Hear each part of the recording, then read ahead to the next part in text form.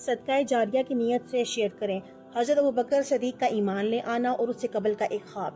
حضرت ابوبکر صدیق رضی اللہ تعالیٰ عنہ زمانہ جاہلیت میں بہت بڑے تاجر تھے۔ ایک بار ملک شام تجارتی سفر پر ملک شام گئے ہوئے تھے کہ ایک خواب دیکھا کہ نور کا ایک خالہ آسمان کی طرف گیا اور خانہ کعبہ کی چھت پر چپکا، پھر وہ نور ان کے مکان میں جمع ہو گیا۔ آپ نے یہ اپنا خواب پہلے ایک یہودی کو پھر ایک راہب کو سنایا، کیونکہ یہودی نے جو تعبیر آپ کو بتائی تھی اس سے آپ کی تسلی نہ ہوئی تھی۔ راہب نے آپ سے آپ کا نام پوچھا، کام اور قبیلے کے بارے میں سوال کیا۔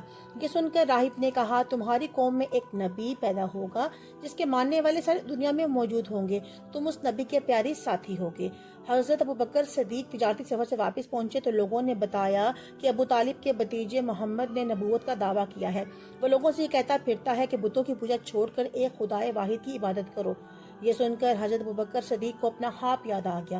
وہ سیدھے حضور صلی اللہ تعالیٰ علیہ وآلہ وسلم کی خدمت میں پہنچے اور پوچھا، اے محمد صلی اللہ تعالیٰ علیہ وآلہ وسلم، کیا آپ نے نبی ہونے کا دعویٰ کیا ہے؟ جواب ملا، ہاں، مجھے اللہ نے اپنا رسول بنا کر بھیجا ہے اور حکم دیا ہے کہ میں لوگوں کو بتوں کی پوجا کرنے سے منع کروں اور انہیں خالق و مالک کی عبادت کرنے کی دعوت دوں۔